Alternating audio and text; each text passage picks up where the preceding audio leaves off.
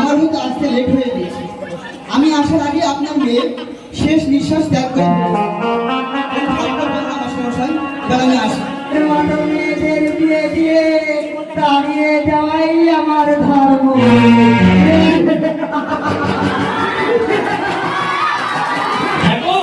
কোথায় গেলে?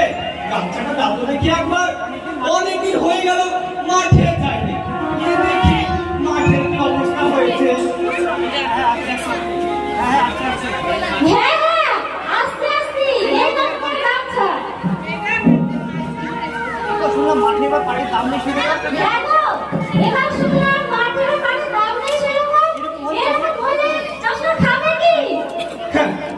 আমরা ভেবে আর কি করবো বলো?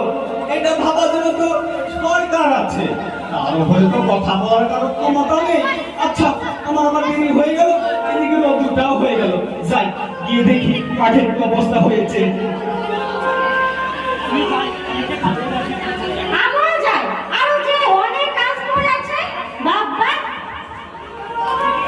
ভালো ভালো সবজি আছে, আলু, পটল, বেগুন, কুমড়ো, ভালো ভালো সবজি। শরীর থেকে রোগ মুক্ত করতে সবাই সবজি খান। ভালো ভালো সবজি, আলু, ভালো ভালো সবজি আছে, সবাই সবজি খান।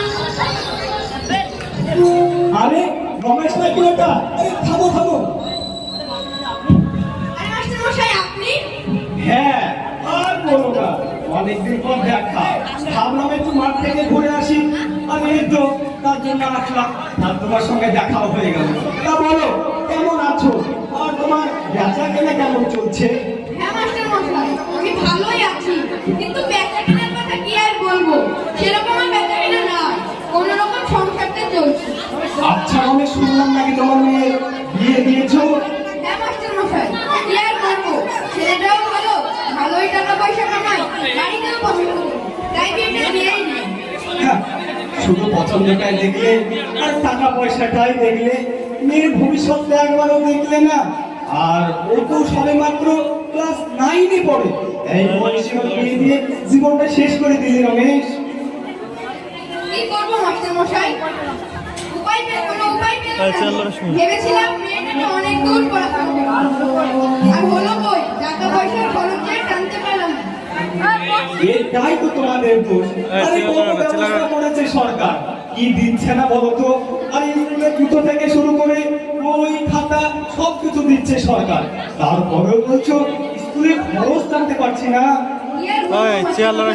ভুল যখন হয়ে গিয়েছে সেটা তো আর শুধরবে না। এবার থেকে আমি না হয় আমার মতো ভুল আর কাউকে হতে দেবো না। হ্যাঁ, এটাই মনে রাখবে। আমরা ভাবছি মেয়েদের বিয়ে দিয়ে আমরা বেঁচে যাচ্ছি, আসলে কিন্তু তা নয়, আরো বিপদ সামনে এগিয়ে আসছে। আচ্ছা রমেশ, আমার আবার দেরি হয়ে গেল, যাই আমি একটু মাঠটা ঘুরে দেখে আসি। আচ্ছা আচ্ছা, ঠিক আছে। সবজি চলে গেল, ভালো ভালো সবজি, আলু, পটল, বেগুন, ভালো ভালো সবজি চলে গেল। শরীর থেকে রোগ মুক্ত করতে সবাই সবজি খান, ভালো ভালো সবজি।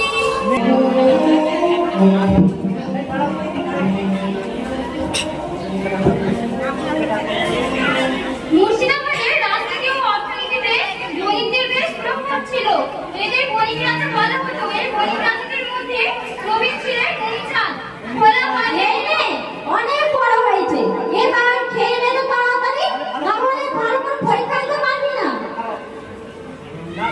না মা, আমি আর খাবো না, আমি আর খেতে পারছি না। ঠিক আছে, খাবি না মানে এই নে, খেয়ে নে, খেয়ে নে। ঠিক আছে, অনেক দেরি হয়ে গেল, এবার আমি আসি। একে রিয়ামা, তুই এখন স্কুলে যাসনি? তোর কি পরীক্ষার সময় হয়নি নাকি এখনো? সব সময় সাথে আছে। যাচ্ছি বাবা। আরে ঠিক আছে ঠিক আছে, ওঠ না। ওই রিয়া, শোন মা, পরীক্ষা দেওয়ার আগে ভালো করে প্রশ্নপত্রটা দেখে নিবি, তারপর উত্তর লিখবি। এইখানে দেখে নিও, এবার আমার মেয়ে পরীক্ষায় প্রথম স্থান অধিকার করবে, এবার দেখে নিও। বাবা হবে, একটু তো হবে না কার।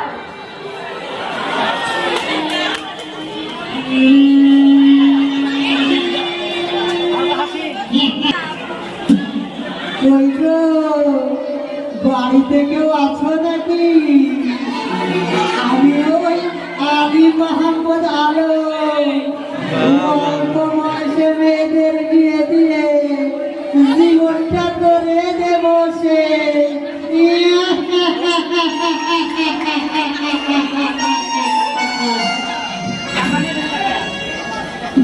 টাকা নিয়ে বেঁধে থাকবে না, ওই যে বলেছিলাম 1000-100 টাকা দিলেই হবে, আমার আবার বেশি চাপ নেই।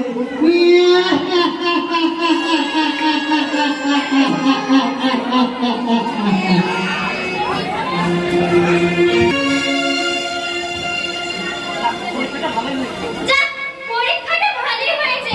এই পরীক্ষায় যদি প্রথম হই, তাহলে সবচাইতে বেশি খুশি হবে আমার প্রাইমারি স্কুল। আর আমার শিক্ষকরা আমাকে নিয়ে গর্ব করবে। কি আনন্দই না হবে আমার।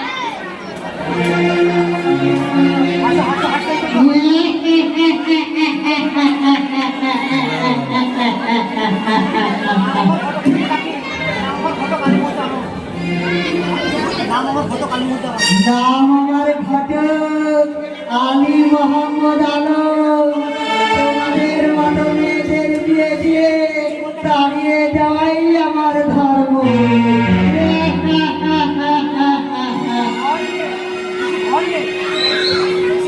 ভয় নেই, ওই যে বলেছিলাম 1000-100 টাকা দিলেই হবে। আর আমাকে ধরে বলছে কেন? ওরে বাবা, কথা তো নয় যেন খই করছে। এটা দেখছি এর বিয়েটা কোনো বড়লোক ঘরেই দিতে হবে।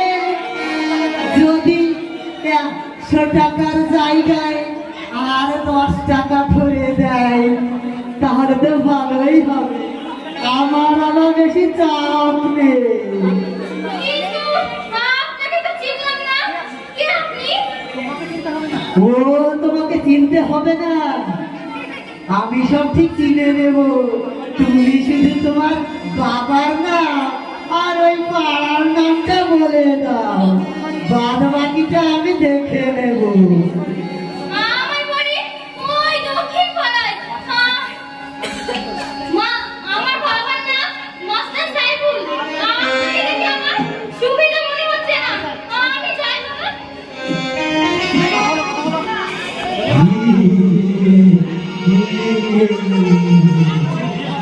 ওরে বাবা, মাস্টার, তার মানে মাল করে বেশ ভালোই আছে। আমার আবার লোক নেই, ওই যে 1000-100 টাকা আর যদি 10 টাকা ধরে দেয়, তাহলে তো ভালোই হবে।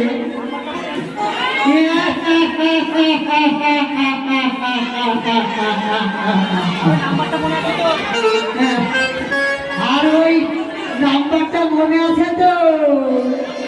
98-32-99-99